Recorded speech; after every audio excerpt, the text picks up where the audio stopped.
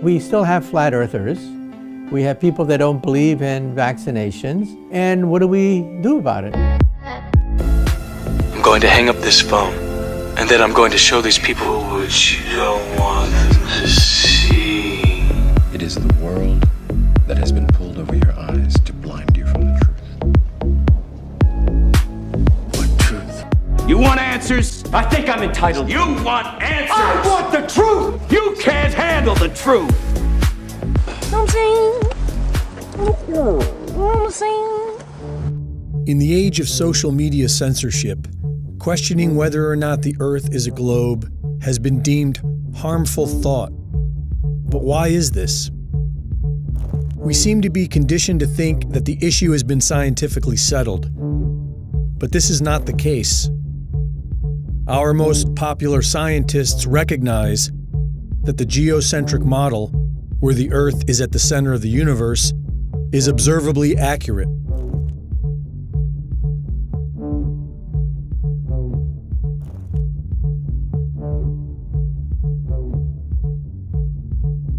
Edwin Hubble and Stephen Hawking went as far as to say that they reject the geocentric model not based on scientific reasoning, but rather because they find the thought of being at the center of the universe to be emotionally disturbing. Physicist George Ellis stated that you cannot disprove the geocentric model, you can only exclude it on philosophical grounds. The Michelson-Morley experiment in the 1880s proved the Earth was stationary, and Albert Einstein claimed this was a serious embarrassment and intended to disprove it with his relativity theory, but later admitted that he had failed to do so. We are conditioned to think that the heliocentric model is scientifically superior to the geocentric model, but when we apply scientific reasoning, we discover that this is not true. Contrary to popular thought, the scientific community has disputed the heliocentric model for centuries, such as the Earth's curvature. According to the heliocentric Earth model, the Earth is 24,000 miles in circumference, and if one were standing at sea level, they should only be able to see less than 3 miles before the surface of the Earth curves out of view. But this has been proven to be false for centuries, from the Bedford Level experiments of 1838 to modern photography. This photograph of Chicago was taken almost 60 miles away from Grand Mere State Park in Michigan. On a spherical Earth, this would be impossible. Using the Pythagorean theorem and the current dimensions of the Earth, the top of the tallest skyscraper should be 900 feet below the observable horizon. Local news explained this anomaly by claiming the image was a mirage. And what you're seeing here is a mirage. We typically would not be able to see this from the Lake Michigan shore. We talked about this last night. Conditions are right on the lake that we're actually seeing a mirage. They claimed that somehow light refraction and perfect weather conditions are responsible for creating a photorealistic mirage of the Chicago skyline appearing to sit on the flat horizon from almost 60 miles away. Anomalies in the Earth's curvature can also be found in old lighthouses, able to be seen for several miles past what is possible on the heliocentric model, and weapons guidance systems that are capable of sighting targets that would only be possible on a flat plane. We are accustomed to observing ships disappearing over the curve, but with modern consumer cameras, we can observe that this seems to be an optical illusion based on light reflection and the laws of perspective. Many of us tend to think the planet is too big to observe curvature, but the empirical evidence tells us that either the surface of the Earth is a flat plane or the planet is at least 100 times bigger than we are told. Another very intriguing argument for flat earthers is Antarctica, the mysterious massive continent at our southern pole that nobody is allowed to explore. After sailing over 60,000 miles along the Antarctic coastline, Captain Cook was never able to complete the journey around the ice continent, which is supposed to be just under 12,000 miles around. Neither was James Clark Ross or the British ship Challenger. Nobody has ever successfully circumnavigated Antarctica. Many so-called flat earthers claim that these attempts failed because Antarctica is actually a massive ice barrier that surrounds the flat surface of the Earth. The azimuthal equidistant projection map, produced by the U.S. Geological Survey, has been used for centuries for the fact that all directions or azimuths are correct and all distances are at true scale. Studying this map, one can clearly see how man has been able to accurately circumnavigate the Earth on a flat plane model. And if it is in fact accurate, then it explains why after 60,000 miles, nobody has been able to completely circumnavigate Antarctica. Interestingly, this is also the map used by the United Nations. Admiral Richard Byrd, Medal of Honor winner, youngest admiral in the history of the Navy, and recipient of 3 ticker tape parades in his honor, led 4 expeditions to Antarctica. The 4th being a military operation known as Operation High Jump, with an aircraft carrier group, 4,700 men, 13 support ships, and 33 aircraft. Their stated mission was to establish the Antarctic research base Little America 4, but many believe the true nature of the secret mission was to root out the Nazis who arrived in 1939, claiming New Schwabia and setting up a Nazi presence in Antarctica. In 1954, Admiral Richard Byrd spoke on TV of an area bigger than the United States with valuable resources and announced a future of international exploration. Our very distinguished guest for this evening is Admiral Richard E. Byrd. Strangely enough, there is left in the world today an area as big as the United States that's never been seen by a human being. And that's beyond the pole on the other side of the South Pole from Middle America. We've found enough coal within 180 miles of the South Pole in a great ridge of mountains. It's not covered with snow, enough to supply the whole world for quite a while. And I think it's quite astonishing that there should be an area as big as that unexplored. That's a tremendous So challenge. there's a lot of adventure left down at the bottom of the world. Admiral, do you hope to see that? I do. So I'm willing to say to you that there will be a number of expeditions that will follow, I think, year after year, at the bottom of the world, because the government has really become interested. But this never happened. In 1957, Admiral Byrd died in his sleep of a heart ailment at the age of 68. And on December 1st, 1959, all 12 countries active in Antarctica signed a United Nations treaty that outlawed all public travel south of the 60th southern parallel. This was the same time that NASA was formed. The world's attention was pulled away from exploring Antarctica and directed firmly on the moon.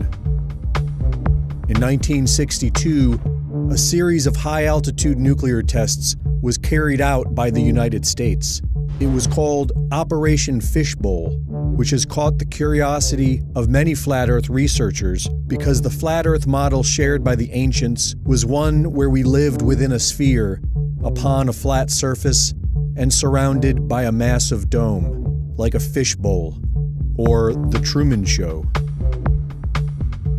In 2012, the secret lost diary of Admiral Richard E. Byrd was published, wherein Admiral Byrd allegedly claimed to enter a hollow Earth through a hole in the center of Antarctica and meet with an advanced alien civilization.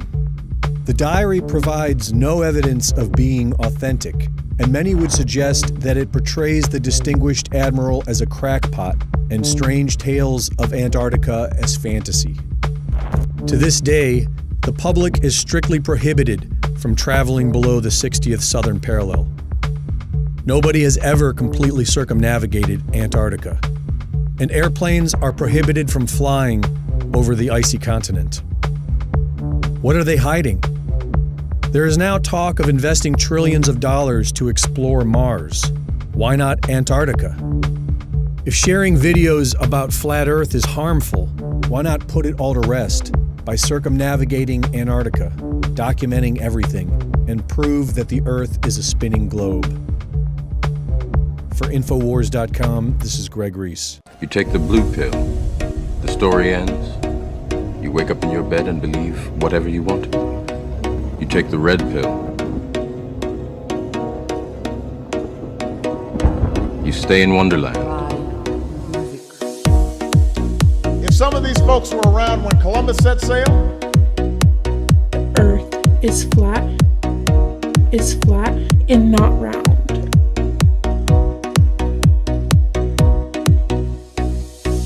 These guys were around when Columbus set sail.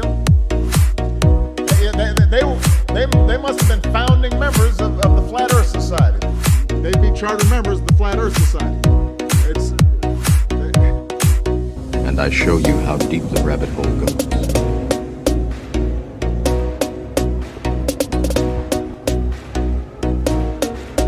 Remember, all I'm offering is the truth, nothing more.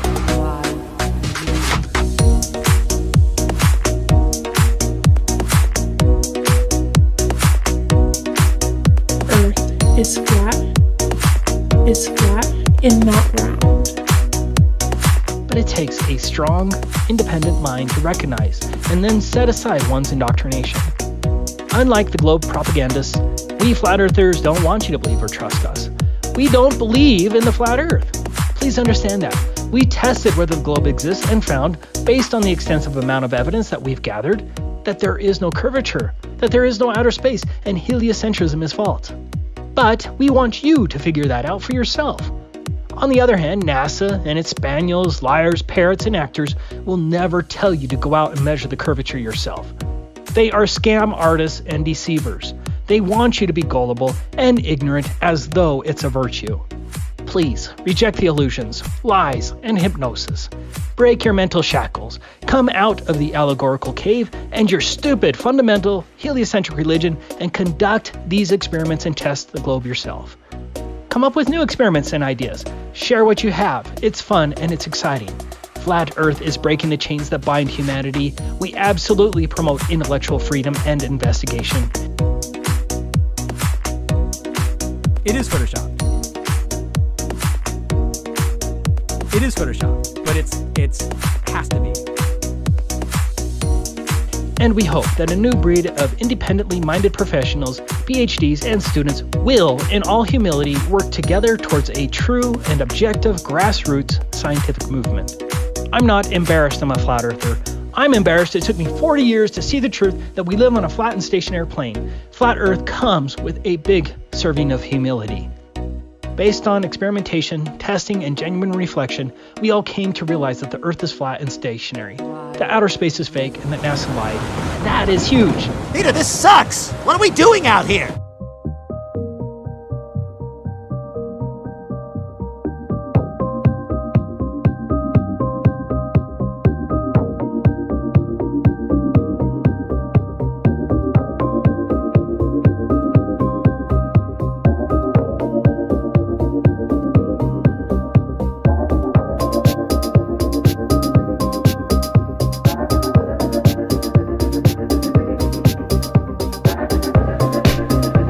Small sections of large curved surfaces will always look flat.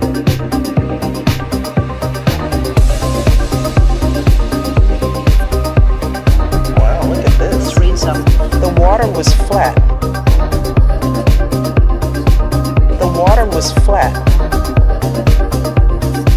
The water was flat as a looking glass capturing the moonlight and stars.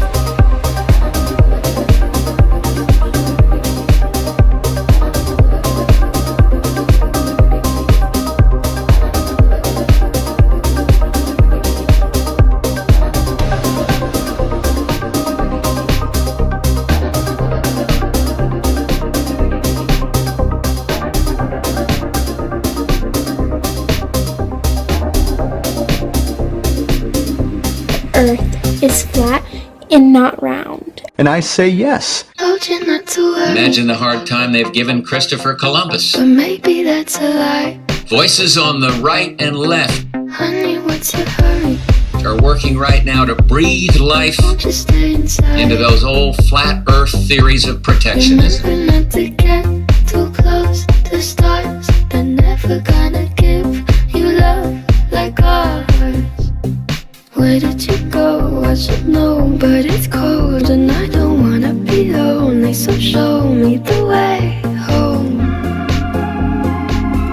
I can't lose another life. This whole thing is the biggest fairy tale I've ever seen. Okay, what we're thinking of as aliens are they're extra dimensional beings. And I say yes. I can't lose another life.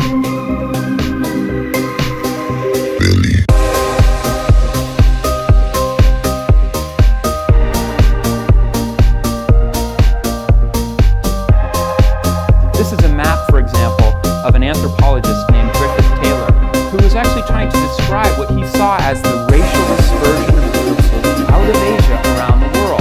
Now you look, and it kind of looks like a swirling map. The world's a little blurry, maybe it's my eyes.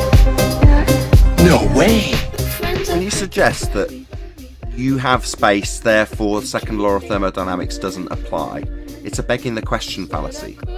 So often I will ask fundamentalist religious zealots, beyond your fundamentalist religious zealot belief that the sky is a vacuum, how can you have gas pressure without a container? Because the natural instinct of a fundamentalist globe-believing fundy, it's a bit redundant, is to beg the question of the sky vacuum and then tell us that obviously the second law of thermodynamics doesn't apply because the gas isn't filling my presupposition that the sky is a vacuum. Well, that's a begging the question fallacy, to assume that you've got a sky vacuum and therefore not require a justification for its violation of that particular law. That would be an entropy increase, or standard gas law. The volume that you would calculate it with would be the volume of space the gas has to fill. And if the sky was a vacuum, that would be an availability of volume for the gas we breathe to fill. And fill it must. That's what gas does. It expands in all directions. So the gas we're breathing, which is at pressure, would fill the sky vacuum.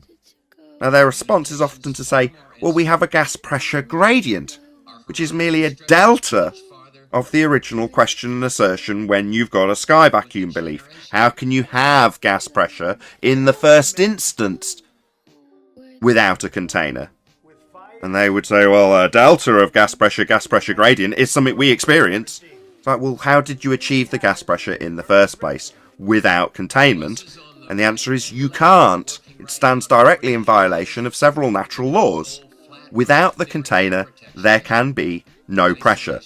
Therefore, if the sky was a vacuum, as asserted in the heliocentric rhetoric, then the gas we breathe would fill the space. Outer space, claimed to be a vacuum, is fake. Therefore, any claims from that claim to be sky vacuum are automatically fake, including but not limited to pictures of Earth from space. The region is fake, second law of thermodynamics violation, therefore the pictures claimed to have come from the fake region are also fake.